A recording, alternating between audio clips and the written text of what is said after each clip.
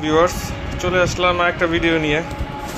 তো আপনারা দেখতেই পারতেছেন মাদারবোর্ডটা কমপ্লিটলি পিসিতে ইনস্টল করা হয়েছে, বাট যেহেতু সিপিইউ কিনতে পারি নাই, সিপিইউটা এখনও নাই।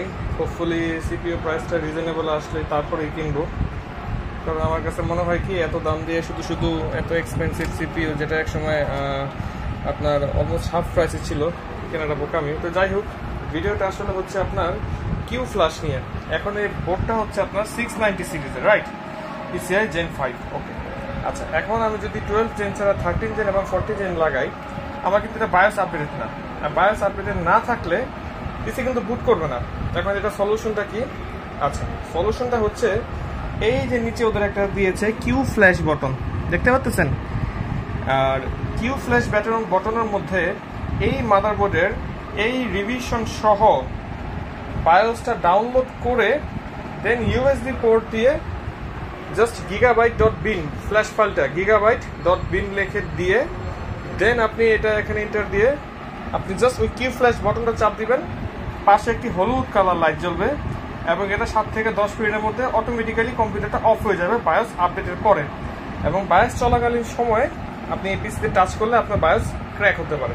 আচ্ছা, এখন কথা হলো, কালকের থেকে আমি এটা করার চেষ্টা করতেছি, হয় না। সামনের ইউএসবিতে দিয়েছি, হয় নাই। পিছনেরটাতে দিয়েছি, হয় নাই। তো তারপরে আমি আজকে সকালে এটা ক্লিন করতে যেয়ে দেখি, এই যে যদি আপনারা দেখতে পারেন এখানে বায়োস লেখা আছে, দেখতে পাচ্ছেন? একমাত্র এই জায়গাটিতেই আপনি gigabyte.bin ফাইল FAT32 পেন ড্রাইভে ফরম্যাট অবস্থায় দিয়ে এন্টার করলে আপনি এটা বায়োসটা আপডেট করতে পারবেন।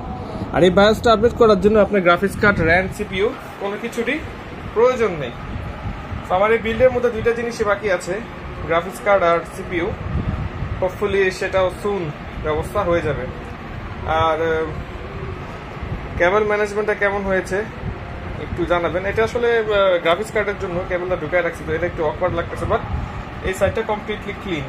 হ্যাঁ, আর আমার যেহেতু ওভারক্লকিং এর ইচ্ছা নাই, সো ওই জায়গাটা একটু খালি থাকলেও আর কি সমস্যা নাই। বাট এই 8 পিন যেটা, সেটা কমপ্লিটলি আমি আর কি দিয়ে দিয়েছি এবং স্ন্যাপ করেছে কেবলটা। হ্যাঁ, মানে স্ন্যাপ মানে আওয়াজ, স্ন্যাপ মানে ভেঙে যাওয়া না, ওই স্ন্যাপ না।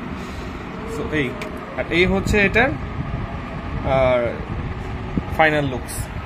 ওকে, আসসালামু আলাইকুম ভিউয়ার্স।